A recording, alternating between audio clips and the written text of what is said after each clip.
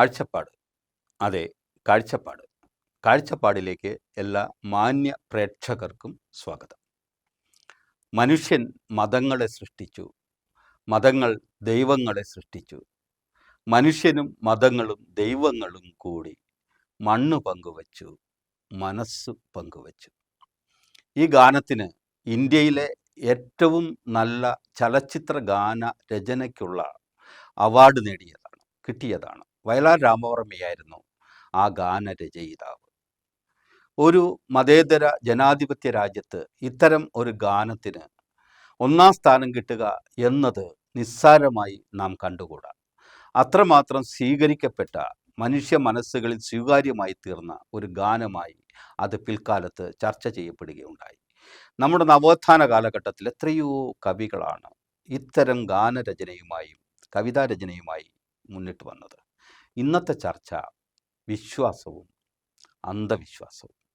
ഇന്നിപ്പോൾ ഈ വിഷയവുമായി ബന്ധപ്പെട്ട് ചർച്ചയ്ക്കെത്തിയിരിക്കുന്നത് 2 പേരാണ്. ആദ്യത്തെ സെഷനിൽ ചർച്ചയിൽ പങ്കെടുത്തുകൊണ്ട് സംസാരിക്കുന്നത് ശ്രീ സിജു രാജാക്കാടാണ്. അദ്ദേഹം അറിയപ്പെടുന്ന എഴുത്തുകാരനാണ്. പൊൻകുന്നം വർക്കി അവാർഡ് നേടിയിട്ടുണ്ട് എന്നതിന് പുറമെ തന്നെ ഏതാണ്ട് 7 കൃതികളാണ് അദ്ദേഹത്തിൻ്റെതായി പുറത്തു വന്നിട്ടുള്ളത്. മറ്റൊന്ന്, അദ്ദേഹം അധ്യാപകനാണ്. ഒപ്പം കേരള യുക്തിവാദി സംഘത്തിൻ്റെ ഇടുക്കി ജില്ലാ സെക്രട്ടറി കൂടിയാണ്. സ്വാഗതം സാർ. സാർ, ഇപ്പോൾ വളരെ പ്രധാനപ്പെട്ട ഒരു ചില ദിവസങ്ങളിലൂടെയാണ് നമ്മൾ കടന്നു പോകുന്നത്. വിശ്വാസവുമായി ബന്ധപ്പെട്ട കഷ്ടാനുഭവ യാത്ര എന്നോ പീഡാനുഭവ യാത്ര എന്നൊക്കെ പറയാവുന്ന, ക്രിസ്ത്യാനികൾ വിശ്വസിക്കുന്ന അവരുടെ വലിയ ആഴ്ച എന്നൊക്കെ വിശ്വസിക്കുന്നു. തന്നെയല്ല, മറ്റ് മുസ്ലിം വിഭാഗത്തിൻ്റെയാണെങ്കിൽ നോമ്പ് കഴിഞ്ഞിട്ട് അധികം ആയിട്ടില്ല. വിഷുവുമായി ബന്ധപ്പെട്ട് ഒരാഘോഷം ഇപ്പോൾ കഴിഞ്ഞിട്ടേ ഉള്ളൂ. ഇതെല്ലാം കൂടി നോക്കുമ്പോൾ എല്ലാം ഈ വിശ്വാസങ്ങളുമായി ബന്ധപ്പെട്ടാണ്.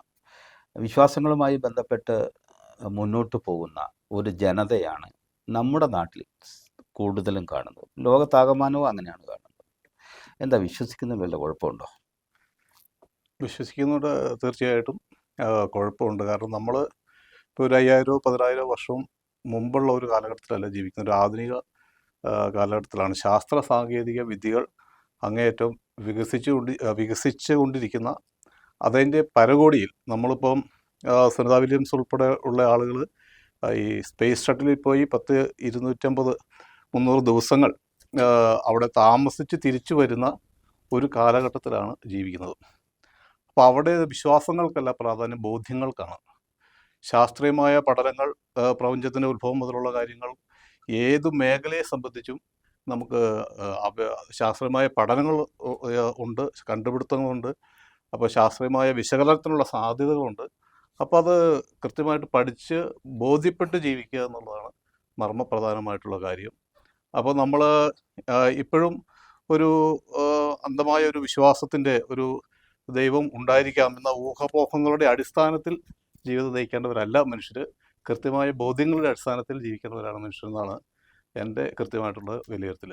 ഈ ശാസ്ത്രവിശ്വാസവും ദൈവവിശ്വാസവും തമ്മിൽ എപ്പോഴും ഒരു കോൺഫ്ലിക്റ്റ് സംഭവിക്കാറുണ്ട് എന്ന് നമ്മൾ പറയപ്പെടാറുണ്ട്. ശാസ്ത്രവിശ്വാസം എന്ന് പറയുന്നത് കുറേ കൂടി യുക്തിക്ക് നിരക്കുന്നതാണല്ലോ, അല്ലേ? തീർച്ചയായിട്ടും ദൈവവിശ്വാസത്തിനകത്തൊരു അയുക്തികതയുണ്ട് എന്ന് ഈ യുക്തിവാദി സംഘങ്ങൾ അല്ലെങ്കിൽ യുക്തിവാദികളായ നിങ്ങളെപ്പോലുള്ളവർ പറയുന്നുണ്ട്. ഈ അയുക്തികത ചോദ്യം ചെയ്യപ്പെടേണ്ടതാണ്. തീർച്ചയായിട്ടും അങ്ങനെ ഉണ്ടെങ്കിൽ അക്കാര്യത്തിലൊരു സംശയമില്ല. പക്ഷേ ഈ ഭൂരിപക്ഷം വരുന്ന ദൈവവിശ്വാസികൾക്ക് ഈ ദൈവവിശ്വാസത്തിലൂടെ കിട്ടുന്ന ഒരു ആശ്വാസമുണ്ട്. ആ ആശ്വാസം എന്ന് പറയുന്നത് അത് ഭക്തിയായിട്ട് ബന്ധപ്പെട്ടത്, അവരുടെ വിശ്വാസവുമായി ബന്ധപ്പെട്ടത്, അവരുടെ ആത്മീയതയുമായി ബന്ധപ്പെട്ടതാണ്. അതിന് പകരം വെക്കാൻ ഒരുപക്ഷെ അത്തരം കാര്യങ്ങളെ നമ്മൾ നിരസിക്കുന്നതിലൂടെ അതിന് പകരം വെക്കാൻ നമ്മുടെ യുക്തിവാദി സംഘത്തിൻ്റെ കയ്യിൽ എന്താണുള്ളത്? ഇപ്പം നമസ്കാരം, സാറ് പറഞ്ഞൊരു ടേം ചെറിയൊരു വിയോജിപ്പിൽ തിരുത്തൽ ആഗ്രഹിക്കുകയാണ്. അതായത് ശാസ്ത്രവിശ്വാസം എന്ന് പറയുന്നത് ഒരു തെറ്റായ പ്രയോഗമാണ്. ദൈവവിശ്വാസം എന്ന് പറയുന്നത് ഇപ്പോൾ ഉണ്ടാകാനോ ഉണ്ടാകാതിരിക്കാനോ സാധ്യത ഉള്ള അല്ലെങ്കിൽ സാധ്യതയില്ലാത്ത ഒന്നിൽ വിശ്വസിക്കുന്നു. പക്ഷേ ശാസ്ത്രം എന്ന് പറയുന്നത് കൃത്യമായിട്ടും പരീക്ഷണ നിരീക്ഷണങ്ങളുടെ അടിസ്ഥാനത്തിൽ തെളിയിക്കപ്പെട്ട സംഗതികളെയാണ് നമുക്ക് ശാസ്ത്രം എന്ന് പറയുന്നത്. അവിടെ വിശ്വാസത്തിന് പ്രസക്തിയില്ല. അപ്പോൾ ഈ ഒരു കാഴ്ചപ്പാടാണ് യുക്തിവാദി സംഘത്തിന് മുന്നോട്ട് വയ്ക്കാനുള്ളത്.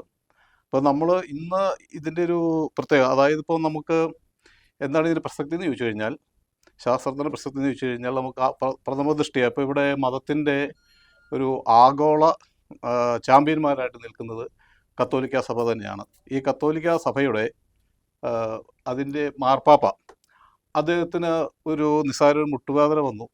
അദ്ദേഹത്തെ സുഖപ്പെടുത്താൻ ഒരു ദൈവവും സ്വർഗത്തിൽ നിന്ന് ഭൂമിയിലേക്ക് ഇറങ്ങി വന്നില്ല. ദൈവത്തോട് ഏറ്റവും അടുത്തേക്കുന്ന മനുഷ്യനാണ് അദ്ദേഹം.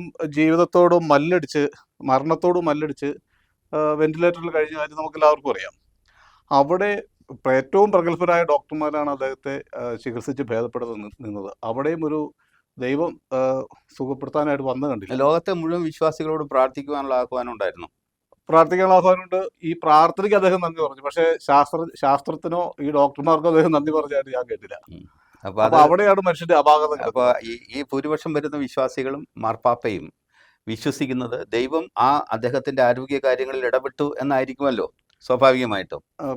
അത് സത്യത്തിൽ തെറ്റായ ഒരു വിശ്വാസം തന്നെയാണ് എന്നാണ് പറയുന്നത്.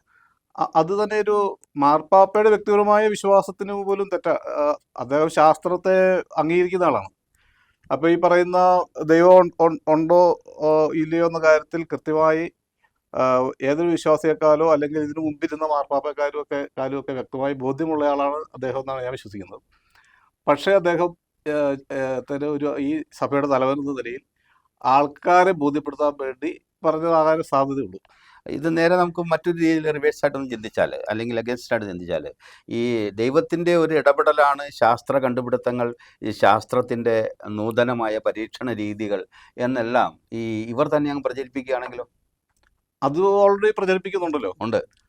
ഇപ്പം അതിനകത്ത് അതിനകത്ത് കൂട്ടിച്ചേർക്കാനുള്ള എനിക്ക് അതിനകത്തൊരു ഞാൻ വളരെ പ്രകടമായിട്ടുള്ള ഒരു കാര്യം നമ്മൾ തമാശകളിലും പറയാറുള്ളത്, ഈ ദൈവവിശ്വാസികൾ തന്നെ ഒരു 90% നിരീശ്വരവാദികളാണ്. ഇപ്പം ക്രിസ്തു മതത്തിൽപ്പെട്ടവർ ഇസ്ലാം മതത്തിലെ ദൈവത്തെ വിശ്വസിക്കുന്നില്ല, ഇസ്ലാം മതത്തിൽപ്പെട്ടവരും ക്രിസ്തു മതത്തിൽപ്പെട്ടവരും ഹിന്ദു മതത്തിലെ ദൈവത്തെ വിശ്വസിക്കുന്നില്ല. ആ ഒരു അർത്ഥത്തിൽ മറ്റു മതങ്ങളെ സംബന്ധിച്ച് അവർ നിരീശ്വരവാദികളാണ്. അപ്പോൾ യുക്തിവാദികളെ സംബന്ധിച്ച് അവർ ഒരു ദൈവത്തിലും വിശ്വസിക്കുന്നില്ല എന്നതിൽ അവർ നിരീശ്വരവാദികളാണ്. പൊതുവേ യുക്തിവാദികൾ പറയുന്ന ഒരു കാര്യമുണ്ടല്ലോ, ഇപ്പോൾ സാറ് സൂചിപ്പിച്ചതുകൊണ്ടാണ് ഞാൻ പറയുന്നത്.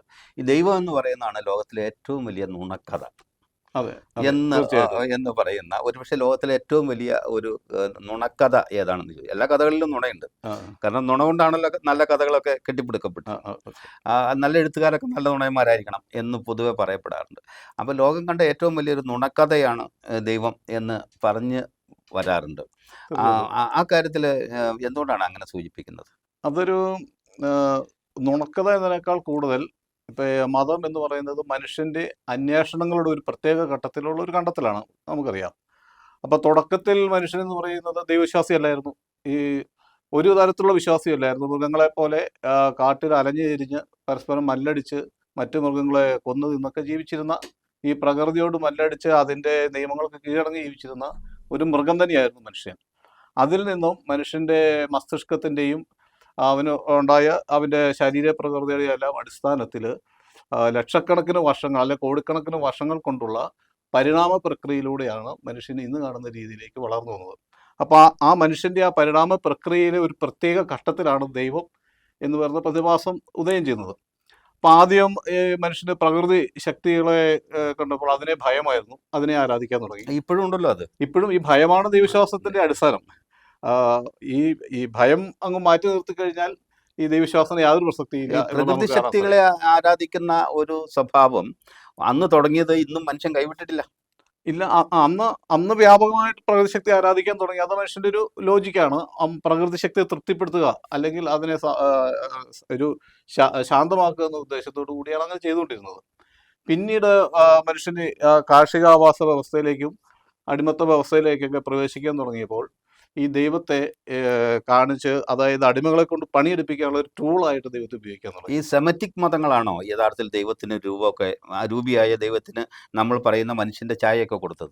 ദൈവത്തിന്റെ ചായ കൊടുത്തത് ഇപ്പം ഇവിടെ മൈക്കിളാഞ്ചലോ കൊടുത്ത രൂപമാണ് ആംഗുള തരത്തിൽ. ഇപ്പോൾ യേശു ക്രിസ്തുവിനാണെങ്കിലും മറ്റേത് ദൈവങ്ങൾക്കാണെങ്കിലും മൈക്കിളാഞ്ചലോയെ പോലെയുള്ള ചിത്രകാരന്മാർ ആധുനിക കാലഘട്ടത്തിൽ തന്നെ ജീവിച്ചെന്ന് പറയാവുന്ന ഈ ചിത്രകാരന്മാരാണ് ദൈവത്തിന് ചായ കൊടുത്തത്. ഇവിടെ ഇന്ത്യയിലെ ദൈവങ്ങൾക്ക് വസ്ത്രം ഉടുപ്പിച്ചതും മനോഹരമായ രൂപം നൽകിയതും നമ്മുടെ രാജാ രവിവർമ്മയെ പോലെയുള്ള ചിത്രകാരന്മാരാണ്. അത്ര ആയുസ് ദൈവത്തിൻ്റെ ഈ മനോഹരമായ രൂപങ്ങൾക്ക് ഉള്ളൂ യഥാർത്ഥത്തിൽ. അപ്പോൾ ഈ മരണം, അപകടം, അതുപോലെ തന്നെ രോഗം, ഈ 3 കാര്യങ്ങൾ ആണ് സത്യത്തിൽ ദൈവവിശ്വാസത്തിന് ജനങ്ങളെ പ്രേരിപ്പിക്കുന്നത്, അല്ലേ? അവരുടെ ഭയത്തിന് കാരണമാവുന്നത്. അതെ അതെ ഇതാണോ ഈ മത നേതാക്കൾ ചൂഷണം ചെയ്യുന്നതിൻ്റെ പ്രധാന കാരണങ്ങളൊന്നും? തീർച്ചയായിട്ടും അവൻ്റെ ദാരിദ്ര്യവും അവൻ്റെ ആ, ആ, പിന്നോക്കാവസ്ഥയുമാണ് മതങ്ങൾ ചൂഷണം ചെയ്യുന്നത്. അപ്പം അതിന് ഉദാഹരണം നമുക്ക് പാശ്ചാത്യ രാജ്യങ്ങളാണ്. അവിടെ സാമ്പത്തികമായി വികസിച്ച രാജ്യങ്ങളിൽ ഒരിടത്തും ഇന്ന് പ്രത്യേകിച്ച് യൂറോപ്യൻ രാജ്യങ്ങളിൽ ദൈവവിശ്വാസം ഇല്ല എന്ന് പ്രത്യേകിച്ച് സ്കാൻഡിനേവിയൻ രാജ്യങ്ങളിൽ ദൈവവിശ്വാസം ഇല്ല, സ്കാൻഡിനേവിയൻ രാജ്യങ്ങളിൽ ദൈവവിശ്വാസങ്ങൾ തീരെ കുറവാണ്. വളരെ കുറവാണ്. ജീവിത നിലവാരത്തിലും അതുപോലെ തന്നെ സന്തോഷത്തിലൊക്കെ വളരെ മുന്നിൽ നിൽക്കുന്ന രാജ്യങ്ങളാണ് ഫിൻലൻഡ് ഉൾപ്പെടെയുള്ള സ്കാൻഡിനേവിയൻ രാജ്യങ്ങൾ. യൂറോപ്യൻ രാജ്യങ്ങളിൽ ദൈവവിശ്വാസം അങ്ങനെ നശിച്ചിട്ടൊന്നുമില്ല. നശിച്ചിട്ടില്ല. പക്ഷേ അവിടെ ഭൂരിപക്ഷം ആളുകളും ദൈവവിശ്വാസം ഇല്ലാത്തവരാണ്. പള്ളിയും ആരാധനാലയങ്ങളൊക്കെ അവിടെ വെറുതെ കിടക്കുവാണ്, ആളുകൾ കാര്യമായിട്ട് അങ്ങോട്ട് കുറഞ്ഞു വരുന്നുണ്ട്. ഈ പള്ളിയുടെ അല്ലെങ്കിൽ മതവിശ്വാസങ്ങളുടെ ശക്തി ക്ഷയിച്ചിട്ടുണ്ട്. മാത്രമല്ല അവിടെ സ്ത്രീകൾക്കും കുട്ടികൾക്കും എതിരായ അതിക്രമങ്ങൾ വളരെ കുറവാണ്. ഇപ്പം ഈ ഏറ്റവും കൂടുതൽ അക്രമങ്ങളും അതിക്രമങ്ങളും നടക്കുന്നത് ഈ മതവിശ്വാസമുള്ള രാജ്യങ്ങളിലാണ്. ഉദാഹരണം പറഞ്ഞാൽ തൊട്ടടുത്ത കാലത്ത് യുദ്ധം ഉണ്ടായ ഇസ്രായേലും ഹമാസും തമ്മിലുള്ള യുദ്ധം. അപ്പോൾ അവിടെ ഏക ദൈവമായ യഹോവയിൽ വിശ്വസിക്കുന്ന ആളുകളും ഈ ഇപ്പുറത്ത് അള്ളാഹുവിൽ വിശ്വസിക്കുന്ന ആളുകളും തമ്മിൽ യുദ്ധം വരികയാണ്. 10,000-കണക്കിന് ആളുകളെ കൊന്നൊടുക്കി. ഒരു ദൈവവും പ്രത്യക്ഷപ്പെട്ട് ഇത് കൊല്ലരുത്, അത് തടയണം എന്ന് പറഞ്ഞിട്ടില്ല. ആ നിരവധി പിഞ്ചു കുഞ്ഞുങ്ങളുടെ ചേതനയേറ്റ ശരീരം നമ്മൾ കണ്ടു, നിസ്സഹായമായ അവസ്ഥ നമ്മൾ കണ്ടു. അവിടെ ഒരു ദൈവവും ഈ യുദ്ധത്തെ തടയാൻ വരുന്നില്ല. അപ്പോൾ ഇത് ദൈവം ഇല്ല എന്നതിനുള്ള കൃത്യമായ തെളിവാണ്. ദൈവവിശ്വാസമുള്ള രാജ്യങ്ങളും ഇതിൽ ഇടപെട്ട യുദ്ധത്തെ അല്ലെങ്കിൽ പിഞ്ചു കുഞ്ഞുങ്ങളുടെ കൊലപാതകത്തെ, അവരുടെ മരണത്തെ ഒഴിവാക്കുന്നില്ല. ഇല്ല, അല്ല, അവിടെ എന്ന് പറഞ്ഞാൽ ഈ ദൈവത്തിന് തടയാമല്ലോ. ഒരു ദൈവം ഉണ്ടെങ്കിൽ ഇങ്ങനെ ഈ ക്രൂരവിരോധം കണ്ടിരിക്കേണ്ട കാര്യമില്ലല്ലോ. അപ്പോൾ ഈ ദൈവവിശ്വാസം ഉള്ള രാജ്യങ്ങളിൽ എന്ന് പറഞ്ഞു കഴിയുമ്പോൾ ഇന്ത്യ ഉൾപ്പെടെ ദൈവവിശ്വാസമുള്ളൂ. ഇവിടെ എത്ര കലാപങ്ങൾ നടന്നു കഴിഞ്ഞു. തൊട്ടടുത്ത കാലത്ത് നമുക്ക് കലാപം അവസാനിച്ച് ഇപ്പോൾ നടന്നുകൊണ്ടിരിക്കുക. അതല്ലല്ലോ സാർ, ദൈവത്തിന് വേണ്ടിയിട്ടാണല്ലോ ഈ കലാപങ്ങൾ ഉണ്ടാവുന്നത്. അതാണല്ലോ ഏറ്റവും വൈരുദ്ധ്യം. പലപ്പോഴും നമ്മൾ പറഞ്ഞു വരുമ്പോൾ ഈ കലാപങ്ങളുടെ സൃഷ്ടിയും കൊലപാതകങ്ങളും മരണങ്ങളും ഒക്കെ ദൈവത്തിന്റെ പേര് പറഞ്ഞുകൊണ്ടാണല്ലോ. ആ ദൈവത്തിന്റെ പേരിലാണ് നടക്കുന്നത്. അപ്പൊ ഏറ്റവും കൂടുതൽ ഇന്ന് ലോകരാജ്യത്തിൽ ഏറ്റവും കൂടുതൽ പട്ടിണിയുടെ കാര്യത്തിൽ 5ാം സ്ഥാനത്ത് നിൽക്കുന്ന രാജ്യമാണ് ഇന്ത്യ എന്നുള്ളതാണ് ഇപ്പോൾ കണക്കുകൾ കണ്ടുവരുന്നത്. അപ്പൊ ഇവിടെ ഇപ്പൊ ഈ ദൈവവിശ്വാസ രൂഢമൂലമായിട്ടുള്ള ഈ പ്രദേശത്ത് ഒന്ന് സമാധാനമില്ല. സ്ത്രീകളുടെയും കുട്ടികളുടെയും അവസ്ഥ വളരെ മോശം. അവർ ഭീകരമായ അതിക്രമങ്ങൾക്ക് ഇരയാകുന്നു. മറ്റടുത്ത സമൂഹത്തിൽ ദാരിദ്ര്യം അതുപോലെ നിലനിൽക്കുന്നു. അപ്പോൾ ഈ ദാരിദ്ര്യവും ഇത്തരത്തിലുള്ള പിന്നോക്കാവസ്ഥ നിലനിൽക്കുന്ന അവസ്ഥയിലാണ് ദൈവവിശ്വാസത്തിന് യഥാർത്ഥത്തിൽ പ്രസക്തിയുള്ളൂ. വികസിതമായ ശാസ്ത്രീയമായ ചിന്താഗതിയുള്ള ഒരു രാജ്യത്ത് സാമ്പത്തികമായി വികസിച്ചിരിക്കുന്ന ഒരു ജനതയുടെ മനസ്സിൽ ഈ ദൈവവിശ്വാസത്തിന് യാതൊരു അടിസ്ഥാനമില്ല എന്നുള്ളതാണ്. അപ്പോൾ യഥാർത്ഥത്തിൽ ഇതൊരു പ്രാകൃതമായ വിശ്വാസമാണ്. ഈ മതങ്ങൾ മുന്നോട്ട് വയ്ക്കുന്നത് പലപ്പോഴും ചില മൂല്യങ്ങളാണല്ലോ പ്രധാനമായിട്ടും. എന്നവർ സാഹോദര്യം, സ്നേഹം, കരുണ, ദയ തുടങ്ങിയ ചില മൂല്യങ്ങൾക്ക് പ്രാധാന്യം ഉണ്ട്. അതാണല്ലോ ആത്മീയത എന്ന നിലയിൽ അവർ കൊണ്ടു നടക്കുന്നത്.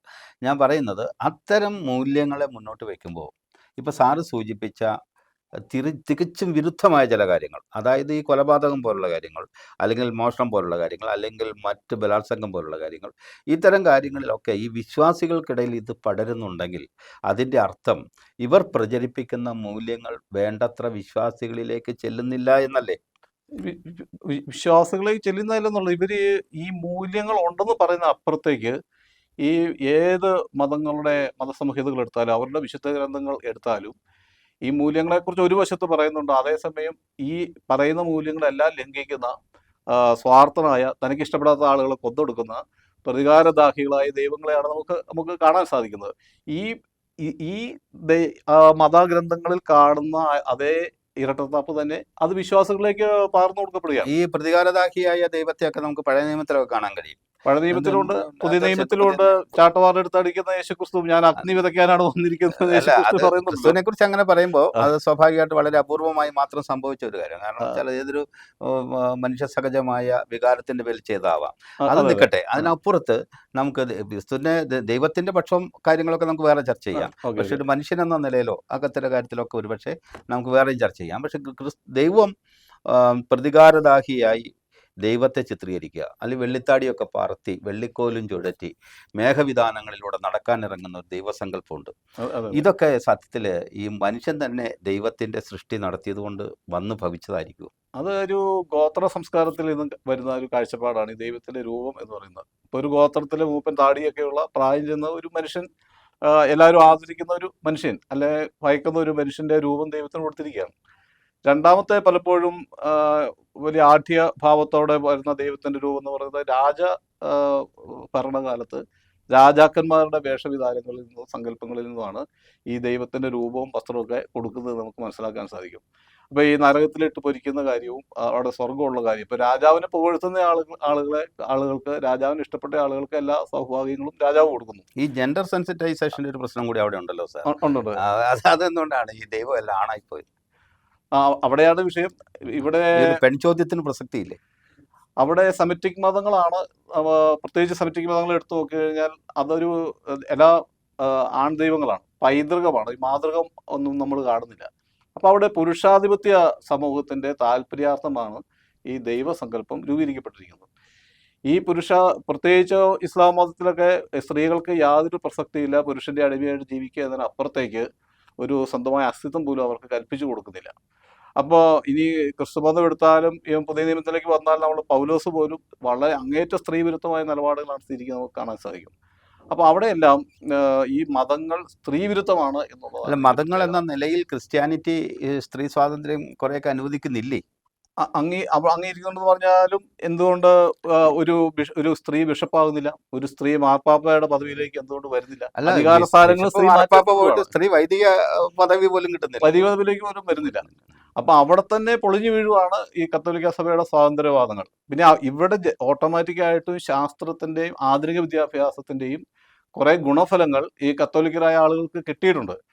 അപ്പോൾ അതുകൊണ്ട് അവർ ആധുനിക ജീവിതത്തോട് ഇണങ്ങിപ്പോകുന്നു എന്നതേ ഉള്ളൂ. ഞാൻ വീണ്ടും സാറിനോട് ചോദിക്കുന്ന ഒരു കാര്യം, ഇങ്ങനെ ഒരു ഭാഗത്ത് ചില ഏറെ ദൗർബല്യങ്ങൾ നിലനിൽക്കുമ്പോൾ പോലും ഈ മതങ്ങൾ മുന്നോട്ട് വെക്കുന്ന ഈ മൂല്യങ്ങൾ ഒരു വശത്ത്, അപ്പം ഞാൻ ഉദ്ദേശിക്കുന്നത് അവർ പണിതിരിക്കുന്ന 15 കോടി രൂപയുടെ പള്ളിയോ അല്ലെങ്കിൽ ആ ക്ഷേത്രമൊന്നും അല്ല ഞാൻ ഉദ്ദേശിക്കുന്നത്.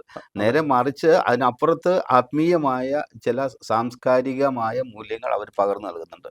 അപ്പോൾ അതിന് പുറമെ അവർ ഒട്ടേറെ കാരുണ്യ പ്രവർത്തനങ്ങളുമായി രംഗത്ത് വരുന്നുണ്ട്. അതിനോട് എന്താണ് യുക്തിവാദി സംഘത്തിൻ്റെ നിലപാട്?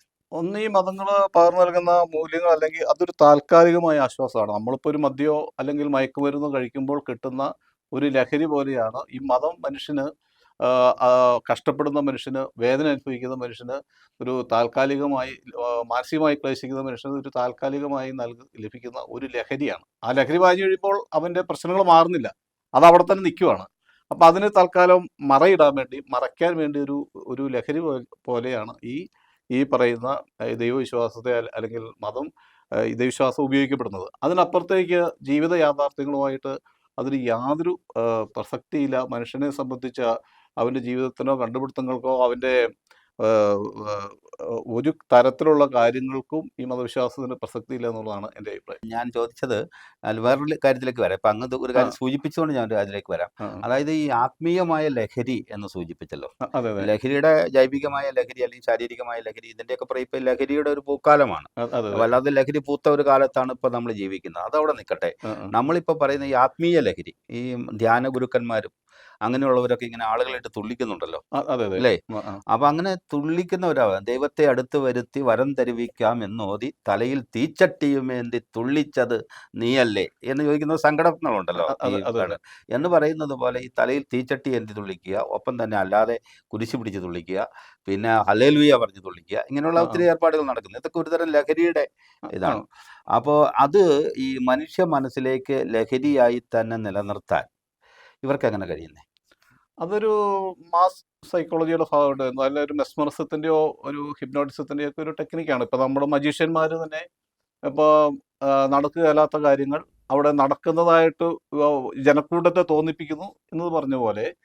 അപ്പോൾ മനുഷ്യൻ്റെ മനസ്സിലേക്ക് നമ്മൾ ഒരു യഥാർത്ഥമല്ലാത്ത ഒരു കാര്യം യാഥാർത്ഥ്യമാണ് എന്ന് പലതവണ ആവർത്തിച്ച് അവനെ വിശ്വസിപ്പിച്ചാൽ അത് യാഥാർത്ഥ്യമായിട്ട് അവന് തോന്നും.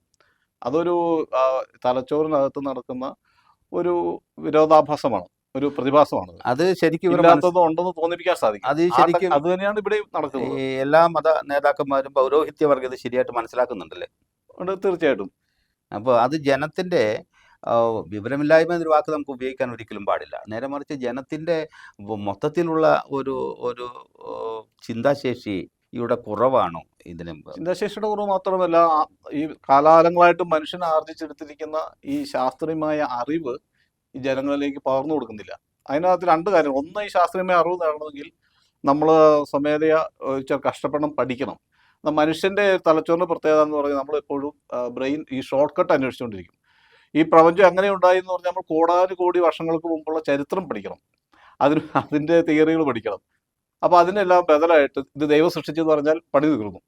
ഇപ്പം ഇതാണ് ഈ മനുഷ്യൻ്റെ തലച്ചോറിന് ഇപ്പോൾ ഷോർട്ട് കട്ട് അന്വേഷിക്കുന്നു. അപ്പം പ്രപഞ്ചം എങ്ങനെ ഉണ്ടായി, ദൈവം സൃഷ്ടിച്ചു, തൃപ്തനായി. ഈ ഒരു അറിവില്ലായ്മയാണ്, അല്ലെങ്കിൽ ആ ഒരു തലച്ചോറിൻ്റെ പ്രതിഭാസത്തെ ഇവർ മുതലെടുക്കുകയാണ് ചെയ്യുന്നത്.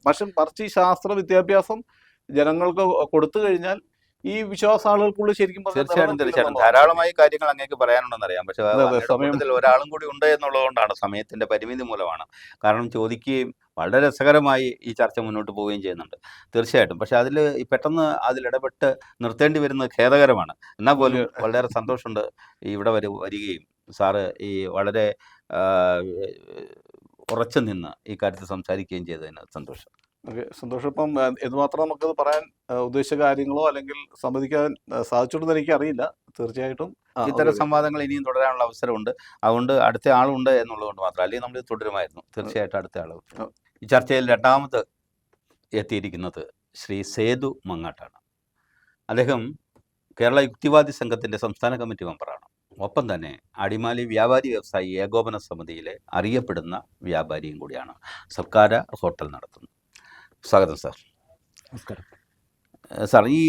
ഇപ്പോൾ പറഞ്ഞു നിർത്തിയത് സിജു രാജാക്കാട് ജില്ലാ സെക്രട്ടറി പറഞ്ഞു നിർത്തിയത് ശാസ്ത്രീയമായ അവബോധങ്ങൾ നമ്മുടെ സാമൂഹിക അന്തരീക്ഷത്തിൽ ശക്തമാകേണ്ടതുണ്ട്. ഇല്ല എങ്കിൽ ഈ അന്ധവിശ്വാസങ്ങൾ, അവിശ്വാസം മാത്രമല്ല അന്ധവിശ്വാസങ്ങളും അനാചാരങ്ങളും നമ്മുടെ നാട്ടിൽ പ്രചരിക്കും. അങ്ങേക്കറിയാമല്ലോ, ഞാൻ അദ്ദേഹവുമായി ബന്ധപ്പെട്ട ഒരു കാര്യമാണ് അങ്ങോട്ട് ചോദിക്കുക. അദ്ദേഹം പറഞ്ഞ ഒരു കാര്യമാണ് ഈ ശാസ്ത്ര അവബോധം വളരെ ഉണ്ടെന്ന് പറയുമ്പോഴും ഇപ്പോൾ സ്പേസിലെ കാര്യമൊക്കെ അദ്ദേഹം സൂചിപ്പിച്ചു. നമ്മൾ അറിയേണ്ട ഒരു കാര്യം, പലപ്പോഴും നമ്മളൊരു റോക്കറ്റ് വിക്ഷേപിക്കുന്നു, അല്ലെങ്കിൽ സ്പേസിലേക്ക് ഒരു ഉപഗ്രഹം വിക്ഷേപിക്കുന്നു. ഈ സമയത്ത് പോലും അവിടെ പൂജ നടക്കുന്നു. ഇത് ചെയ്യുന്ന ശാസ്ത്രജ്ഞന്മാരാണ്. ഇവർ പൂജിക്കുന്നത് ദൈവത്തെയൊക്കെയാണ്. എന്തായിരിക്കും അത്തരം ഒരു മെസ്സേജ്, സന്ദേശത്തിലൂടെ അവരെന്തായിരിക്കും ഉദ്ദേശിക്കുന്നത്?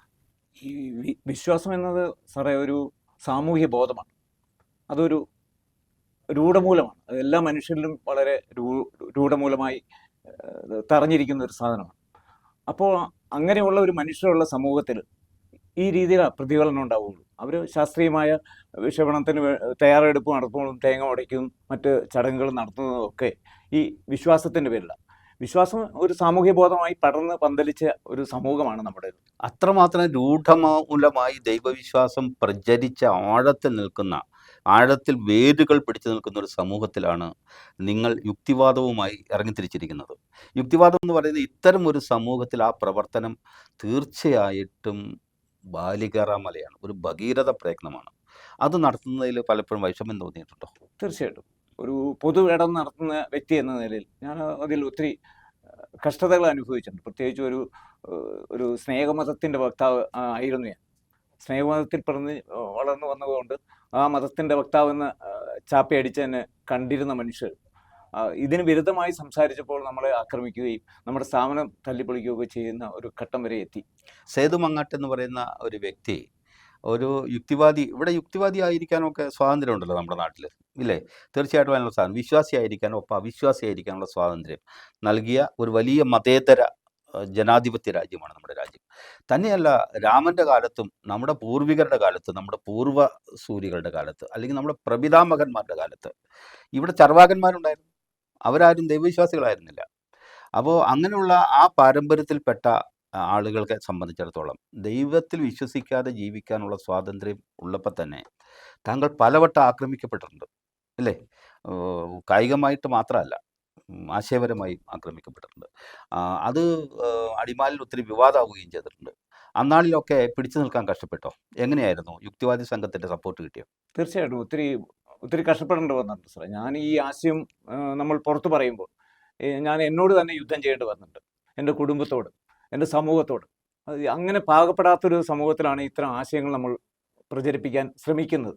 ഇത്തരം ആശയം പേറുന്ന മനുഷ്യർ എല്ലാവരും തന്നെ ഈ ഈ ഈ പറഞ്ഞ പീഡ അനുഭവിക്കേണ്ടെന്നാണ് ഞാൻ മനസ്സിലാക്കുന്നത്. എന്ന് പറഞ്ഞാൽ മാനസികമായിട്ടും ശാരീരികമായിട്ടും മറ്റ് സാമൂഹികമായിട്ടുള്ള എല്ലാ ആക്രമണങ്ങളെയും പ്രതിരോധിക്കേണ്ട അവസ്ഥ തീർച്ചയായിട്ടും വരും. വളരെ കഠിനമായി ദൈവത്തിൽ വിശ്വസിക്കാതെ അങ്ങ് ഒരു ഹോട്ടൽ നടത്തുക, വളരെ നല്ല രീതിയിൽ ബിസിനസ് നടത്തുകയാണ്, വളരെ നല്ല ബിസിനസ്സുമായി മുന്നോട്ട് പോവുകയാണ്, നല്ല ഇടപെടൽ, നല്ല സംവിധാനങ്ങൾ, ഇതൊക്കെയായിട്ട് മുന്നോട്ട് പോവുകയാണ്. അങ്ങനെ മുന്നോട്ട് പോകുമ്പോൾ തീർച്ചയായിട്ടും നമ്മൾക്ക് ഇങ്ങനെയുള്ള ചില പ്രശ്നങ്ങൾ നേരിടേണ്ടി വരുമെങ്കിൽ പോലും ഈ ആത്മീയ വിശ്വാസികൾ അവരുടെ വിശ്വാസത്തെ നമ്മൾ അങ്ങോട്ട് ഹനിക്കാൻ പോകാറില്ലല്ലോ. ഒരിക്കലുമില്ല. ഇല്ല. അത് അവർക്ക് അവരുടെ സ്വാതന്ത്ര്യത്തിൽപ്പെട്ട കാര്യം. പക്ഷേ അതെ. ഈ ഒരു ആധുനിക സമൂഹത്തിൽ മനുഷ്യൻ എങ്ങനെയാണ് ജീവിക്കേണ്ടതെന്നാണ് ഈ ഈ ആശയം മുന്നോട്ട് വയ്ക്കുന്നത്. ഈ യുക്തിവാദത്തിൻ്റെ ആണെങ്കിലും സ്വതന്ത്ര ചിന്തയുടെ ആണെങ്കിലും ആ ഒരു പ്ലാറ്റ്ഫോമിൽ നിന്നുകൊണ്ട് ആളുകൾ ബോധ്യപ്പെടുത്തുന്നത് നമ്മളൊരു ആധുനിക മനുഷ്യനായി ഈ സമൂഹത്തിൽ ജീവിക്കുമ്പോൾ എല്ലാ ആധുനിക സൗകര്യങ്ങളും പേറി അതിൻ്റെ അനുഭവിച്ച് ജീവിക്കുന്ന ഒരു സമൂഹം വളരെ നൂറ്റാണ്ടുകൾക്ക് പിന്നിൽ 6-ാം നൂറ്റാണ്ടിലുള്ള ജീവിത രീതി അല്ലെങ്കിൽ ആ വിശ്വാസങ്ങൾ ഇപ്പോഴും പേറണമെന്ന് പറയുന്നത് വളരെ വൈരുദ്ധ്യങ്ങളാണ്. ജീവിതം എന്ന് പറഞ്ഞു കഴിഞ്ഞാൽ വൈരുദ്ധ്യങ്ങളുടെ ഒരു സങ്കലനമാണെന്നാണ് എനിക്ക് തോന്നുന്നത്. അങ്ങ് ഒരു മതവിശ്വാസവുമായി ബന്ധപ്പെട്ട ആളായിരുന്നല്ലോ തുടക്കത്തിൽ. തീർച്ചയായിട്ടും അങ്ങനെ ഉണ്ടാവും. പക്ഷേ എനിക്ക് ഓർമ്മ വെച്ച നാൾ മുതൽ, അല്ലെങ്കിൽ ഞാൻ അങ്ങേ അറിയുന്ന കാലം തൊട്ട് തന്നെ അങ്ങ് ഒരു മതവിശ്വാസങ്ങൾക്കും മതമൗലികവാദങ്ങൾക്കും ഒക്കെ എതിരാണ്. തീർച്ചയായിട്ടും യുക്തിവാദി സംഘത്തിൻ്റെ ആളുമാണ്. എന്തായിരുന്നു വളരെ ചെറുപ്പം മുതൽ അങ്ങനെ ഒരു ചിന്തയ്ക്ക് അങ്ങയെ പ്രേരിപ്പിച്ചത്? ഒന്നാമതായി എൻ്റെ മൂത്ത ജ്യേഷ്ഠൻ അവിടെ ഒരു ക്ലബ്ബ് സ്ഥാപിച്ചു. വെള്ളത്തോലിനടുത്തുള്ള ശല്യാമ്പാറ എന്ന് ജീവൻ ആർട്സ് ക്ലബ്ബ്. ആ ക്ലബിൻ്റെ സെക്രട്ടറി ആവുകയും ക്ലബ്ബിൽ ഒരു നാടകത്തിൽ അഭിനയിക്കുകയും ചെയ്തപ്പോൾ ഞങ്ങളുടെ തൊട്ട് ചേർന്നുള്ള പള്ളിയിൽ നിന്ന് ഞങ്ങളെ വിലക്കി. അപ്പോൾ ആ പള്ളിയിൽ ഞങ്ങൾക്ക് പോകാനോ മറ്റ് സൗകര്യങ്ങളൊന്നും ഉണ്ടായില്ല. അപ്പോൾ അങ്ങനെ ഞങ്ങൾ നിഷിദ്ധമാകപ്പെട്ട ഒരു സാഹചര്യത്തിലൂടെയാണ് ഞങ്ങൾ വളർന്നു വന്നത് ശല്യാമ്പാറ എന്ന് പറയുന്ന പ്ലേസിൽ. ഈ പള്ളിയും മതക്കാരും ഒക്കെ ഈ കലകൾക്കും സാഹിത്യത്തിനും ഒക്കെ പലപ്പോഴും എതിരായി കാണാറുണ്ട് നമ്മുടെ നാട്ടിൽ, അല്ലേ? ആദ്യമായി കാണാറുണ്ട്. അപ്പോൾ അത് എന്തായിരിക്കും അവർ ഈ കലയും സാഹിത്യത്തെയൊക്കെ എതിർക്കാനുള്ള കാരണം? അത്തരം എനിക്ക് തോന്നുന്നു മനുഷ്യന് സ്വതന്ത്ര ബോധം ഉണ്ടാകാൻ ഇത്തരം വായനകളോ അറിവുകളൊക്കെ ശേഖരിച്ചാൽ ഇതിന് വിളനീളം നഷ്ടപ്പെടുമോ, ഈ അവരുദ്ദേശിക്കുന്ന ആശയം മനുഷ്യനിൽ നഷ്ടപ്പെടുമോ എന്നുള്ള ആശങ്കയായിരിക്കാം. ഈ മതത്തിൻ്റെ ചട്ടക്കൂടിനകത്ത് അല്ലെങ്കിൽ ആ തടങ്കൽ പാളയത്തിൽ അകത്തേക്ക് കാര്യമായ അക്ഷര വെളിച്ചം കടക്കരുത് എന്നവർക്ക് ശാഠ്യമുണ്ട്, അല്ലേ? തീർച്ചയായിട്ടും തീർച്ചയായിട്ടും അവരിപ്പോഴും വെച്ച് പുലർത്തുന്നുണ്ട്. ഇപ്പോഴും ഉണ്ട്. ഉണ്ട്. ഇപ്പോഴും ഉണ്ട്. അപ്പോൾ ഇങ്ങനെ മുന്നോട്ട് പോകുന്നൊരു കാലഘട്ടത്തിൽ ഇപ്പോൾ നമുക്ക് അറിയാലോ, ഇപ്പോൾ ഈ ദൈവവിശ്വാസവുമായി ബന്ധപ്പെട്ട് ഞാൻ അദ്ദേഹത്തോട് പറഞ്ഞിരുന്നു. ദൈവവിശ്വാസവുമായി ബന്ധപ്പെട്ട് നാൾക്ക് നാൾ ആളുകളുടെ എണ്ണം വർദ്ധിക്കുകയാണ്. ഇപ്പം അറിയാം, നമ്മുടെ നാടുകളിലെ ക്ഷേത്രങ്ങളിലേക്കുള്ള ആളുകളുടെ ഒഴുക്ക്, പള്ളികളിലേക്കുള്ള ആളുകളുടെ ഒഴുക്ക്, വിശ്വാസവുമായി ബന്ധപ്പെട്ട് മറ്റ് ആരാധനാലയങ്ങളിലേക്കുള്ള ഒഴുക്ക് കൂടി വരികയാണ്. പൊതുവെ യുക്തിവാദി സംഘത്തിൻ്റെ പ്രവർത്തനം പണ്ടേ പോലെ ഫലിക്കുന്നില്ല എന്നൊരു തോന്നൽ സമൂഹത്തിനുണ്ട്. ശരിയാണോ? ഒരിക്കലുമല്ല. ഒത്തിരി മാറ്റം വന്നിട്ടുണ്ട് സാറേ. അത് സമൂഹം നന്നായി തിരിച്ചറിഞ്ഞിട്ടുണ്ട്. പുത്തൻ യുവത നമുക്ക് പ്രതീക്ഷ നൽകുന്ന യുവതയാണ്. മലപ്പുറം പോലെയുള്ള ജില്ല പോലും എത്രയോ യാഥാസ്ഥ്യമായ ബോധവും കൊണ്ടു നടന്ന മലപ്പുറം പോലും മാറിപ്പോയ ഒരു സാഹചര്യത്തിലാണ് നമ്മൾ ഇന്ന് നിലകൊള്ളുന്നത്. ആ ഭയപ്പാട് ശരിക്കും ആ സമുദായത്തിന് നന്നായി ഉണ്ട്.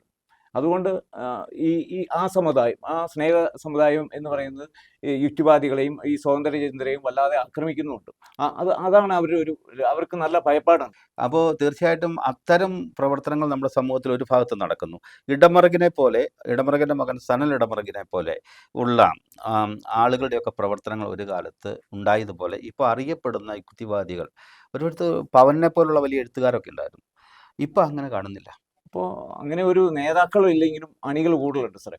ഈ ആശയം പേറുന്ന മനുഷ്യർ ഒത്തിരി സമൂഹത്തിൽ വർദ്ധിച്ചിട്ടുണ്ടെന്നാണ് നമുക്ക് മുന്നോട്ടുള്ള ഒരു പ്രതീക്ഷ. അല്ല, നിങ്ങൾ നവീകരിക്കപ്പെടുക എന്നുള്ളത് നല്ല പ്രതീക്ഷയാണ്. നിങ്ങളുടെ വാർഷിക യോഗങ്ങൾ, കൂട്ടായ്മകളൊക്കെ ഇടയ്ക്കൊക്കെ ഉണ്ടല്ലോ, അവിടേക്കുള്ള സാന്നിധ്യം എങ്ങനെയാണ്?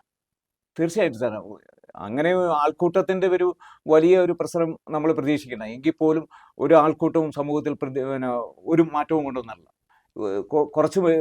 കുറച്ച് പേരിൽ നിന്നാണ് ഈ സമൂഹം ഇന്ന് ഈ നിലയിലേക്ക് എത്തപ്പെട്ടത്. ആൾക്കൂട്ടം എപ്പോഴും നമ്മൾ ഈ പറഞ്ഞില്ലേ 6-ാം നൂറ്റാണ്ടിൻ്റെ മാനസികാവസ്ഥയിലുള്ള മനുഷ്യരായിരിക്കും. അവരെ നമുക്ക് നോക്കണ്ട. ഈ സമൂഹം മാറുന്നുണ്ടെന്നുള്ളത് വളരെ വ്യക്തമാണ്. അയോധ്യയിൽ നിന്ന് കാട്ടിൽ രാമനെ, ലക്ഷ്മണനെ, സീതയെ കാണാനെത്തുന്ന ദൂതന്മാരോട് ആദ്യമായി രാമൻ ചോദിക്കുന്നത് അവരുടെ ചർവാകന്മാരുടെ ക്ഷേമത്തെ സംബന്ധിച്ചാണ്. അങ്ങത് കേട്ടിട്ടുണ്ടാവും. അപ്പോൾ അങ്ങനെ ആ കാലത്ത് പോലും നിരീശ്വരവാദികളെ അംഗീകരിക്കുന്ന ഒരു ജനാധിപത്യ മര്യാദ രാജാക്കന്മാർക്കുണ്ടായിരുന്നു. ഇക്കാലത്ത് അതില്ലേ? നെഹ്റുവിനെ പോലെയുള്ള ആളുകൾ ഉണ്ടായിരുന്നു സമൂഹത്തിൽ. നമ്മുടെ ലോകത്തിന് തന്നെ കാഴ്ചവെക്കാവുന്ന ഒരു വ്യക്തിത്വമായിരുന്നു നെഹ്റുവിൻ്റേത്. ആ തലത്തിൽ നിന്ന് ഇന്നത്തെ പ്രധാനമന്ത്രിയിലേക്കുള്ള ദൂരം നമ്മൾ നോക്കുമ്പോൾ നമുക്ക് അത്ര ആശ നൽകുന്നില്ല. ഒരു മതസമൂഹമായി മാറുന്നു എന്നുള്ള ആശങ്ക നമുക്ക് വല്ലാതുണ്ട്. നെഹ്റു മുന്നോട്ട് വച്ച ആശയത്തിന് വിരുദ്ധമായ ഒരു ഭരണമാണ് ഇപ്പോൾ തീർച്ചയായിട്ടും. നമ്മളൊരു മതനിരപേക്ഷ രാജ്യം, ഒരു മതേതര രാജ്യം എന്നതിനേക്കാൾ അപ്പുറത്ത് ഉള്ള വലിയൊരു ആശയമായിരുന്നു നെഹ്റുവിനുണ്ടായിരുന്നത്. മതനിരപേക്ഷതയൊക്കെ അങ്ങനെ വന്നതാണ്. അപ്പോൾ തീർച്ചയായിട്ടും അങ്ങ് പറഞ്ഞാൽ അത് ശരിയാണ്. അപ്പോൾ ഞാൻ പറയാൻ വന്നത്, ഈ തരത്തിൽ ഈ നാൾക്ക് നാൾ ഇങ്ങനെ ഈ ആരാധനാലയങ്ങളിലേക്കുള്ള ആളുകളുടെ ഒഴുക്ക് ശരിക്കും യുക്തിഭദ്രമായി അതിൻ്റെ പിന്നിലൊരു പഠനമുണ്ടോ ആളുകൾക്ക്? ഇല്ലെന്നാണ് പലപ്പോഴും എനിക്ക് തോന്നുന്നത്. അതത്ര കണ്ട് ശരിയല്ല സാറേ. ഞാൻ പറഞ്ഞ നെഹ്റു മുന്നോട്ട് വെച്ച ഈ സയന്റിഫിക് ടെമ്പർ ലോകത്തിൽ ഒരു നേതാവും എനിക്ക് തോന്നുന്നില്ല അത്ര ഒരു ആശയം സമൂഹത്തിന് എറിഞ്ഞു കൊടുത്തതായിട്ട് എനിക്കറിയില്ല. അത്തരം ആശയങ്ങൾ എറിഞ്ഞു കൊടുത്ത ഈ സയന്റിഫിക് ടെമ്പർ എന്ന ആ ഒരു വാക്ക് സമൂഹത്തിന് ഇട്ടുകൊടുത്തിട്ട് ഇന്ന് സമൂഹം എത്തപ്പെട്ട് നിൽക്കുന്ന ഒരു അവസ്ഥ നോക്കുമ്പോൾ നമുക്ക് അല്പം ആശങ്കയുണ്ട്. ഒരു മത സമൂഹമായി ഇന്ത്യ മാറി എന്നുള്ളത് നമുക്കെല്ലാവർക്കും അറിയാം. അതിന്റെ ഗുണം നമ്മൾ അനുഭവിച്ചുകൊണ്ടിരിക്കുകയാണ്. ഈ മന്ത്രവാദത്തിൻ്റെ പേരുള്ള കൊലപാതകങ്ങൾ, ആഭിചാരങ്ങൾ, നമ്മുടെ ഈ ആഭിചാര പ്രവർത്തനങ്ങളും കൊലപാതകങ്ങളും ഒക്കെ വെച്ച് നോക്കുമ്പോൾ നമുക്ക് ഞെട്ടലുണ്ടാവും. അതെല്ലാം ഈ മതവുമായി ബന്ധപ്പെട്ട അല്ലെങ്കിൽ ഈ അന്ധവിശ്വാസവുമായി ബന്ധപ്പെട്ടാണ് അല്ലേ? ഇതെല്ലാം മതത്തിന്റെ ഒരു ഉൽപ്പന്നമാണ് സാറേ. ഈ അന്ധവിശ്വാസവും ഈ ക്രിയകളും മനുഷ്യനെ കൊല്ലുന്നതും പൂജ ചെയ്യുന്നതും മനുഷ്യക്കുരുതി നടത്തുന്നതും ഒക്കെ മതവിശ്വാസവുമായി ബന്ധപ്പെട്ട സാധനമാണ്. അതിൻ്റെ ഒരു മൂർത്തിഭാവമായിട്ട് കണ്ടാൽ മതി. അതിനെ കണ്ടാൽ മതി. തീർച്ചയായിട്ടും. അപ്പോൾ ഇനിയുള്ള നിങ്ങളുടെ പ്രവർത്തനങ്ങൾ ഇടയ്ക്ക് ഒരു കാര്യം ചോദിച്ചോട്ടെ. ഈ സനൽ ഇടമറുകുമായി ബന്ധപ്പെട്ടൊരു വിവാദം ഇപ്പോൾ ഉണ്ടെന്നുണ്ടല്ലോ. ആ വിവാദം അങ്ങ് കേട്ടായിരുന്നു? കേട്ടിരുന്നു. സത്യത്തിലൊരു യുക്തിവാദിക്ക് ചേർന്നതാണ് അദ്ദേഹം ചെയ്യുന്നത്? ഒരിക്കലും അല്ല. അത് മനുഷ്യൻ എന്ന നിലയിൽ മനുഷ്യന് ഒത്തിരി പോരായ്മകളുണ്ടല്ലോ സാറേ. ഇത്ര ആശയം പേറുന്ന ആളാണെങ്കിൽ ഈ സമൂഹത്തിൽ ജീവിക്കുന്ന ആളാണല്ലോ. അത്തരം ദുഷിപ്പുകൾ അതിൽ ഉണ്ടായി പോയിട്ടുണ്ടാവാം. അത് വ്യക്തിപരമായിട്ട് അയാളെ ആ രീതിയിൽ അത്തരം പ്രവൃത്തി ചെയ്ത ആൾ ഒരിക്കലും ഞങ്ങളുടെ സംഘടനയെ ഒന്നും സപ്പോർട്ട് ചെയ്യുന്നില്ല. നിങ്ങളുടെ യുക്തിവാദി സംഘം അതിനെ ശക്തമായി എതിർത്തിട്ടുണ്ടോ? തീർച്ചയായിട്ടും. യുക്തിവാദി സംഘത്തിൽ നിന്നുകൊണ്ട് ഈ ഫിൻലൻഡ് പോലുള്ള രാജ്യങ്ങൾ, പ്രത്യേകിച്ച് സ്കാൻഡിനേവിയൻ രാജ്യങ്ങളുടെ കാര്യം സൂചിപ്പിച്ചായിരുന്നല്ലോ ആദ്യം. ഈ സ്കാൻഡിനേവിയൻ രാജ്യങ്ങൾ ദൈവവിശ്വാസമുള്ള രാജ്യങ്ങളെ അല്ലല്ലോ. പക്ഷേ ഈ ഹാപ്പിനെസ്സുമായി ബന്ധപ്പെട്ട്, മനുഷ്യൻ്റെ സന്തോഷവുമായി ബന്ധപ്പെട്ട് ഉള്ള സൂചിക എടുത്ത് പരിശോധിക്കുമ്പോൾ ഒന്നാം സ്ഥാനക്കാരായി നിൽക്കുന്ന എല്ലാ സ്കാൻഡിനേവിയൻ രാജ്യങ്ങളാണ്. എന്തുകൊണ്ടാണ് മതവിശ്വാസമുള്ള രാജ്യങ്ങൾക്ക് അതിലേക്ക് എത്തിപ്പെടാൻ കഴിയാത്തത്? മതം ഒരിക്കലും മനുഷ്യനെ സ്വതന്ത്രമായിട്ട് ചിന്തിക്കാനോ പ്രവർത്തിക്കാനോ വിടുന്നില്ല സാറേ. അവിടെ സ്ത്രീ വിരുദ്ധമായ, കുട്ടികൾക്ക് വിരുദ്ധമായ എല്ലാ സമീപനവും പേറുന്ന ഒരു സമൂഹമാണ് മതം. ആ മതത്തിൻ്റെ ആദിപകാലം മുതൽ നമ്മൾ പരിശോധിച്ചാൽ അത് സ്ത്രീവിരുദ്ധമാണെന്ന് കാണാൻ കഴിയും. സ്ത്രീകൾ ഒരു ഇൻസ്ട്രുമെൻ്റായിട്ട്, ഒരു ഫക്കിംഗ് ഇൻസ്ട്രുമെൻ്റായി മാത്രം കാണുന്ന ഒരു സമൂഹമാണ് ഉള്ളത്. അത് പുരുഷ മേധാവിത്വത്തിൽ നിന്ന് വന്നതാണെങ്കിൽ പോലും അത് നമ്മൾ അതിനെ ആ രീതിയിൽ കാണാൻ തയ്യാറാവും. ദൈവവിശ്വാസവുമായി ബന്ധപ്പെട്ട, ദൈവത്തോട് നേരിട്ട് സംവദിക്കുന്ന ഒരു സംവിധാനമാണല്ലോ. അതിൻ്റെ ഒരു പ്രക്രിയയുടെ പേര്, ആ പ്രോസസ്സിൻ്റെ പേരാണ് പ്രാർത്ഥന എന്ന് പറയുന്നത്. പ്രാർത്ഥനയോടുള്ള അങ്ങയുടെ കാഴ്ചപ്പാട് എന്താണ്? പ്രാർത്ഥനയ്ക്ക് ഒരു ഫലമുണ്ടെങ്കിൽ അത് ഒറ്റ പ്രാവശ്യം പ്രാർത്ഥിച്ചാൽ പോലും സാറേ. ഫലമില്ലാത്തതുകൊണ്ട് അത് റിപ്പീറ്റ് ചെയ്യേണ്ടി വരുന്നത്, വീണ്ടും വീണ്ടും പ്രാർത്ഥിക്കേണ്ടി വരുന്നത് എന്തുകൊണ്ടാണ്? അതിനൊരു റിസൾട്ട് ഇല്ല, നമുക്ക് ഫലം കിട്ടുന്നില്ല. അപ്പോൾ സാറിന് വന്ന് ഞാൻ കണ്ടു ഒരു കാര്യം പറഞ്ഞു കഴിഞ്ഞാൽ അതിന് യസോറിനോ മറുപടി കിട്ടിക്കഴിഞ്ഞാൽ, അതിന് സ്വാതന്ത്ര്യം കിട്ടിക്കഴിഞ്ഞാൽ പിന്നീട് റിപ്പീറ്റ് ചെയ്യേണ്ട ആവശ്യമില്ലല്ലോ. ഞാൻ വീണ്ടും വീണ്ടും സാറിൻ്റെ അടുത്ത് വരേണ്ടത് എന്തുകൊണ്ടാണ്? അതിനൊരു ഫലമില്ലാത്തതുകൊണ്ടാണ്. പ്രാർത്ഥനയ്ക്കും ഒരു ഫലമില്ലാത്ത സാധനമായതുകൊണ്ടാണ് അത് ആവർത്തിക്കപ്പെടേണ്ടി വരുന്നത് എന്നാണ്. ഈ അനന്തകോടി നക്ഷത്രങ്ങളെയും സൗരയൂഥങ്ങളെയും ഈ ബ്രഹ്മാണ്ടത്തെയും ക്ഷീരപഥത്തെയും ഒക്കെ സൃഷ്ടിച്ച ദൈവം, ദൈവവിശ്വാസത്തിൻ്റെ ഭാഗം, ഈ മഹാസാഗരങ്ങൾ ഒക്കെ സൃഷ്ടിച്ച ദൈവം, ഈ ഭൂമിയെ അല്ലെങ്കിൽ മറ്റ് ഗ്രഹങ്ങളെ, ചിഹ്നഗ്രഹങ്ങളെ ഒക്കെ സൃഷ്ടിച്ച ദൈവം, നീ പരിശുദ്ധനാണ് അല്ലെങ്കിൽ നീ വലിയവനാണ് എന്ന് പറഞ്ഞ് ദൈവത്തെ പുകഴ്ത്തുമ്പോൾ അത് കേട്ടിട്ട് ഇങ്ങനെ വല്ലാതെ ഇളകിയാടി, വല്ലാതെ അതിൽ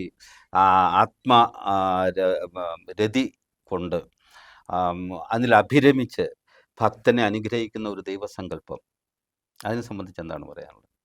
ഈ മനുഷ്യൻ സൃഷ്ടിച്ചതാണ് ദൈവം എന്നുള്ളതിന് വ്യക്തമായ ഒരു ബോധ്യമാണ് ഇപ്പോൾ സാറ് പറഞ്ഞത്. ഈ മുഖസ്ഥിതി, മനുഷ്യൻ നിലയിൽ ഒത്തിരി പോരായ്മകളുള്ള ഒരു ജീവിയാണ് മനുഷ്യൻ. അപ്പോൾ അവന് മുഖസ്ഥിതി എപ്പോഴും നല്ല. ജോസാറിനെ ഇപ്പോൾ ഞാൻ നന്നായി സാറിന് താടിയൊക്കെ നന്നായി ചേരും, ഇട്ടിരിക്കുന്ന ഡ്രസ്സ് നല്ലതെന്നൊക്കെ പറഞ്ഞ് ആ മുഖസ്ഥിതി സാറിന് ഭയങ്കര ഇഷ്ടമാണ്. അത്തരം മുഖസ്ഥിതി ഇഷ്ടമുള്ളതുകൊണ്ടാണ് എല്ലാ മതങ്ങളെയും നമ്മൾ മനവേന്ദ്ര മത ദൈവങ്ങളെ എല്ലാം നമ്മൾ പുകഴ്ത്തുന്നത്. തീർച്ചയായിട്ടും മനവേന്ദ്ര വിളങ്ങുന്നു ചന്ദ്രനെ പോലെ നിൻമുഖം. അത് ഏതൊരു രാജാവിനും ആ സ്തുതിവാക്ക് വലിയ ഇഷ്ടമാണ്, അല്ലേ? അപ്പൊ ഈ മനുഷ്യന് പലപ്പോഴും മനുഷ്യന്റെ ഛായയിലും മനുഷ്യന്റെ സ്വഭാവത്തിലും മനുഷ്യൻ തന്നെ ദൈവത്തെ സൃഷ്ടിച്ചു എന്നുള്ളത്, ഇല്ലേ? വളരെ വ്യക്തമാണ്. ഇല്ലേ? അപ്പൊ 6 ദിവസം എടുത്തു ദൈവം ഈ ആകാശവും ഭൂമിയും, ഇല്ലേ, ഗ്രഹങ്ങളും എല്ലാം സൃഷ്ടിക്കുവാൻ എന്നാണ്. അപ്പോൾ 7-ാം ദിവസം മനുഷ്യൻ വളരെ കൂളായി ദൈവത്തെ സൃഷ്ടിച്ചു എന്ന് കുഞ്ഞുണ്ണി മാഷ് പറയുന്നുണ്ട്. അത് നമ്മുടെ മാർപ്പാപ്പ പോലും അത് ലംഘിച്ചൊരു സ്ഥലം. ഒരു വടി കൊണ്ട് ഈ 6 ദിവസം കൊണ്ട് ഇത്രയും മാജിക് ചെയ്യാൻ കഴിയുമെന്ന് പുള്ളി വിശ്വസിക്കുന്നില്ല എന്നാണ് മാർപ്പാപ്പ പോലും പറഞ്ഞു വെച്ചത്. അപ്പൊ അത് ആ വാദവും പൊളിച്ചു. അപ്പൊ ദൈവത്തിന്റെ അപാരമായ ശേഷിയെ ഈ കാര്യത്തിലൊക്കെ പൊളിച്ചെഴുതുകയാണ്, അല്ലേ? തീർച്ചയായിട്ടും. അപ്പൊ തീർച്ചയായിട്ടും ഞാൻ പറയാൻ വരുന്നത്, അപ്പൊ ഇങ്ങനെ ദൈവവിശ്വാസങ്ങളെ ഞാൻ അവസാനമായി സിജു രാജക്കാരനോട് ചോദിച്ചൊരു ചോദ്യം കൂടിയുണ്ട് സാർ. ഈ ദൈവവിശ്വാസം കൊണ്ട് ഒത്തിരി സമാധാനം ആളുകൾക്ക് ലഭിക്കുന്നുണ്ടെന്നാണ് ഇപ്പം നമ്മുടെ ഒരു കണ്ടെത്തൽ. അതിനകത്ത് ഗവേഷണം നടത്തിയ റിസൾട്ടൊന്നും എൻ്റെ കയ്യിലില്ല. പക്ഷെ എന്നാൽ പോലും ആരാധനാലയങ്ങളിലേക്ക് ചില വിശേഷ ദിവസങ്ങളിൽ പായുന്ന ആളുകൾ, ആരാധനാലയങ്ങളിൽ ഒത്തുകൂടുന്ന ആളുകൾ, ചില പ്രത്യേക തീർത്ഥാടന കേന്ദ്രങ്ങൾ കൂടുന്ന ലക്ഷങ്ങൾ, അവിടെ ചവിട്ടേറ്റ് മരിക്കുന്നവർ, ആ തിക്കിലും തിരക്കിലും പെട്ട് മരിക്കുന്നവർ, ഇതൊക്കെ വെച്ച് നോക്കുമ്പോൾ ആളുകൾക്ക് എന്തൊക്കെയോ സമാധാനം കിട്ടുന്നു എന്നാണ് അവർ അവകാശപ്പെടുന്നത്. അതിനെ യുക്തിവാദ സംഘത്തിന് അതിന് പകരം വെക്കാനൊന്നും കയ്യിലില്ലല്ലോ. ഇതിപ്പോൾ MDMA കഞ്ചാവോ മറ്റ് മദ്യങ്ങളൊക്കെ ഉപയോഗിക്കുന്ന പോലെ അത് ഒരു പൂർണ്ണ സ്ഥായിയായ ഒരു പ്രതിവിധി കിട്ടുന്നെന്ന് ഞങ്ങൾ വിചാരിക്കുന്നില്ല. അതുകൊണ്ടാണ് ഞങ്ങൾ അത് ഉപയോഗിക്കാത്തത്. മനുഷ്യന് പ്രശ്നങ്ങളുണ്ടാവും. ഈ പ്രശ്നങ്ങൾക്ക് ഇപ്പോൾ MDMA അല്ലെങ്കിൽ കഞ്ചാവോ മദ്യമോ കഴിച്ചു കഴിഞ്ഞാൽ കിട്ടുന്ന ഒരു താൽക്കാലിക ആശ്വാസം മതിയെങ്കിൽ അത് പള്ളിയിൽ പോയാൽ അമ്പലത്തിൽ പോയാൽ കിട്ടുമായിരിക്കാം. അത് മറ്റ് മനുഷ്യർക്ക് ഉപദ്രവമില്ലാത്ത രീതിയിൽ അവൻ കൊണ്ടു നടക്കുന്നതിന് നമുക്ക് ബുദ്ധിമുട്ടില്ല. മറ്റ് മനുഷ്യരെ ബുദ്ധിമുട്ടുന്ന രീതിയിൽ, മറ്റ് മനുഷ്യരെ ചിന്തിക്കുന്നതിൽ മാറ്റി നിർത്തുന്ന രീതിയിൽ ഒരു സമൂഹക്രമം അല്ലെങ്കിൽ ഒരു ആധുനിക മനുഷ്യനെ രൂപപ്പെടുത്തുന്നതിൽ തടസ്സപ്പെടുത്തുമ്പോഴാണ് നമ്മൾ ഈ കാര്യത്തിൽ ഇടപെടുന്നത്. അവസാനമായി സാർ, വിശ്വാസം ശരിക്കും അന്ധവിശ്വാസമാണോ? തീർച്ചയായിട്ടും. അവിശ്വാസമല്ല ഞാൻ ചോദിക്കുന്നത്, വിശ്വാസം അവിശ്വാസത്തിന് ശരിക്കും അന്ധവിശ്വാസമാണ്. അപ്പോൾ ഈ അത് എന്തുകൊണ്ടായിരിക്കും അങ്ങനെ ഉറപ്പിച്ച് പറയാൻ കാരണം? അത് പ്രൂഫ് ചെയ്യുന്നില്ല സാർ. ഒരു ലോകത്തിലെ ഒരു പാഠ്യശാലയും ഇതൊരു പാഠ്യപദ്ധതിയായിട്ട് ദൈവത്തെ എടുക്കുന്നില്ല, വിശ്വാസത്തെ എടുക്കുന്നില്ല. ഒരു ലാബിലും ഇത് പ്രൂഫ് ചെയ്യുന്നില്ല. മറ്റെല്ലാം നമുക്ക് കാണാൻ കഴിയാത്ത വസ്തുക്കളെ പോലും യന്ത്രങ്ങളുടെ സഹായത്തോട് കണ്ടെത്തുകയും അതിലെ കണ്ടന്റുകൾ എന്താണെന്ന് നമുക്ക് എഴുതി തരാൻ കഴിയുകയും ചെയ്യുന്ന ഒരു ലോകത്താണ് നമ്മൾ ജീവിക്കുന്നത്. എന്നിട്ട് പോലും ദൈവത്തെ ഒരു പാഠ്യപദ്ധതിയിൽ ഇതുവരെ ഉൾപ്പെടുത്താത്തത് തന്നെ ഇല്ലെന്നുള്ളതിന് വ്യക്തതയാണ്. തിരിച്ച് ഈ വാദപ്രതിവാദങ്ങൾക്കിടയിൽ ഈ വിശ്വാസികളും ചോദിക്കുന്ന ഒരു ചോദ്യമുണ്ട്. ദൈവം ഇല്ലെന്ന് നിങ്ങൾ പറയുന്നു, നിങ്ങൾക്ക് തെളിയിക്കാനാവുമോ ദൈവം ഇല്ലെന്ന് ചോദിക്കുന്ന ഒരു ചോദ്യം അവരുമുണ്ട്. ഇല്ലാത്തൊരു വസ്തുവിനെ എങ്ങനെയാണ് സാറേ തെളിയിക്കുന്നത്? അത് ഇല്ലാത്ത വസ്തു തന്നെയാണ്. ഉണ്ടെങ്കിൽ നമുക്ക് പ്രൂഫ് ചെയ്യാൻ കഴിയും. ഞാൻ എന്നാലും അവിശ്വാസികളായി, അല്ലെങ്കിൽ അന്ധവിശ്വാസികൾ എന്ന് പറയുന്നത് ശരിയല്ല, അവിശ്വാസികളായി തിരിച്ചും ഈ യുക്തി ചിന്തയുടെ ഭദ്രമായ സ്ഥലങ്ങളിലൂടെ സഞ്ചരിച്ച ചിലരെങ്കിലും ജീവിതത്തിൻ്റെ സായങ്കാലങ്ങളിൽ തിരിച്ച് ദൈവവിശ്വാസത്തിലേക്ക് മടങ്ങി നടന്നിട്ടുണ്ട്. അതെന്തുകൊണ്ടാവും? അതങ്ങനെ ഒറ്റപ്പെട്ട സംഭവങ്ങളൊക്കെ ഉണ്ടാവും. ഇപ്പൊ സനലിന്റെ കാര്യം പറഞ്ഞില്ലേ സാറേ, ഒറ്റപ്പെട്ട സംഭവങ്ങൾ മനുഷ്യനെന്ന നിലയിൽ മനുഷ്യന് ഒരു ദുർബല ജീവിയാണ്. അത്ര കണ്ട് വലിയ ശക്തനായ ഒരു ജീവിയാണെന്നൊന്നും പറയാൻ പറ്റത്തില്ല. അവന് ഒത്തിരി പരിണാമ പ്രക്രിയയിലൂടെ കടന്നു വന്ന് ആർജിച്ച നേട്ടങ്ങൾ ഒഴിച്ചാൽ അവൻ എത്ര ദുർബല ജീവിയാണ്. ഉറുമ്പുകളെ പോലും പേടിച്ച് ജീവിച്ചിരുന്ന ഒരു ജീവിയാണ് മനുഷ്യൻ. അപ്പോൾ ആ പോരായ്മകളൊക്കെ ഉണ്ടായിരിക്കാം. ഒരാൾ ചിലപ്പോൾ തിരിച്ചുപോയി ഈ സമൂഹത്തിന്റെ ഒരു പരിച്ഛേദമായി അതിനെ കണ്ടാൽ മതി. യൗവനകാലത്ത് വളരെ വർദ്ധിത വീര്യത്തോടെ ദൈവത്തെയൊക്കെ വെല്ലുവിളിച്ച് ജീവിച്ച ചിലരെങ്കിലും അവൻ്റെ വാർദ്ധക അവസ്ഥയിൽ വല്ലാതെ ദൈവ വിശ്വാസിയായി മാറുകയും പോകുന്നത് ഞാൻ നേരിട്ട് കണ്ടിട്ടുണ്ട്. ഒറ്റപ്പെട്ട സംഭവം. നമ്മുടെ നക്സലൈറ്റ് പ്രസ്ഥാനത്തിലൊക്കെ വലിയ ആളുകളായി നടന്ന പലരും ഇത് നടക്കുന്ന അറിയാലോ, ഇല്ലേ? ഞാൻ പേരൊന്നും ആരുടെയും പറയുന്നില്ല. അപ്പോൾ അതുകൊണ്ടാണ് ഞാൻ പറയുന്നത്. അപ്പോൾ അതുപോലെ രാഷ്ട്രീയത്തിലുമൊക്കെ പ്രസിദ്ധരായ ചിലർ ആദ്യം അവിശ്വാസിയായി തുടർന്നവരൊക്കെ അവസാനം ദൈവവിശ്വാസത്തിലേക്ക് വരുന്നു. അപ്പോൾ മനുഷ്യൻ്റെ ഒരു തിരിച്ചറിവിൻ്റെ ഒരു കാലഘട്ടത്തിൽ അവൻ ദൈവവിശ്വാസിയായി തീരും എന്ന് വിശ്വാസികൾ പറയുന്നതിൽ തെറ്റുണ്ടോ? ഒരിക്കലും അങ്ങനെ പറയാൻ പറ്റില്ല സാർ. അത് ഒറ്റപ്പെട്ട സംഭവങ്ങളാകാം. ഈ കുറുക്ക് വഴി ഉപയോഗിക്കുന്ന ഒരു തലച്ചോറിൻ്റെ പണിയിൽ അത് പെട്ടുപോകാം. അല്ലാത്ത മനുഷ്യരും രൂപപ്പെട്ട ഇഷ്ടംപോലെ ആളുകൾ ഈ സമൂഹത്തിലുണ്ട്. അവരൊക്കെയാണ് നമ്മളെ ഈ ആധുനിക മനുഷ്യനായിട്ട് ജീവിക്കാനെങ്കിലും പ്രേരിപ്പിക്കുക, ഉപരിപ്ലവമായിട്ടെങ്കിലും. ഈ ആധുനിക മനുഷ്യനായി ജീവിക്കുന്ന ഉപരിവിപ്ലവമായിട്ടാണെങ്കിൽ പോലും വസ്ത്രം ധരിച്ചും മറ്റ് ശാസ്ത്രത്തിൻ്റെ ഏറ്റവും വലിയ സംഭാവനയായ പല സാധനങ്ങളും ഉപയോഗിച്ചുകൊണ്ട് തന്നെ അപരിഷ്കൃതമായ മനസ്സുമായി ജീവിക്കുന്ന മനുഷ്യ സമൂഹമാണ് നിലകൊള്ളുന്നത്. തീർച്ചയായിട്ടും സന്തോഷമുണ്ട് സാർ. സാറിന് ഈ സമയത്തിൻ്റെ പരിമിതി നമ്മളെ വല്ലാതെ അലട്ടുന്നുണ്ട്. ലോകം കണ്ട ഏറ്റവും വലിയ ഒരു ജനാധിപത്യ മതേതര രാജ്യത്ത് ഇതുപോലൊരു മതേതര മതനിരപേക്ഷവാദിയായി, ഒപ്പം തന്നെ ആ കൂട്ടത്തിൽ യുക്തിവാദിയായി ജീവിക്കാൻ കഴിയുന്നത് ഒരർത്ഥത്തിൽ ഒരു നിലപാട് തന്നെയാണ്, വലിയ നിലപാടാണ്. ആ നിലപാടിന് എല്ലാവിധ പിന്തുണയും നൽകുന്നു. തീർച്ചയായിട്ടും അത് അങ്ങേക്ക് തുടരാൻ കഴിയട്ടെ എന്ന് ആശംസിക്കുന്നു. നന്ദി, നമസ്കാരം. മഹാനായ കവി വൈലോപ്പിള്ളിയുടെ സഖ്യൻ്റെ മകൻ എന്ന് പറയുന്ന പ്രസിദ്ധമായ കവിതയിൽ അവസാനം ആനയ്ക്ക് ഉത്സവപ്പറമ്പിൽ വെച്ച് വെടിയേൽക്കുന്നുണ്ട്. അവിടെ കവി പ്രയോഗിക്കുന്ന അത്യന്തം ചൈതന്യവത്തായ 2 വരികളുണ്ട്. ദ്യോവിനെ വിറപ്പിക്കും ആ വിളി കേട്ടോ, മണിക്കോവിലിൽ മയങ്ങുന്ന മാനവരുടെ ദൈവം. മാനവരുടെ ദൈവം എന്ന പ്രയോഗം തീർച്ചയായിട്ടും അടിവരയിടേണ്ടതാണ്. തീർച്ചയായിട്ടും അത് ചർച്ച ചെയ്യപ്പെടേണ്ടതാണ്. വിശ്വാസവും അവിശ്വാസങ്ങളും, ഒപ്പം വിശ്വാസവും അന്ധവിശ്വാസങ്ങളും ഈ സമൂഹത്തിൽ എന്തൊക്കെ പരിക്കുകളാണ് ഏൽപ്പിക്കുന്നത് എന്നതിനെ സംബന്ധിച്ച് ഇനിയും ചർച്ച തുടരും. നന്ദി, നമസ്കാരം.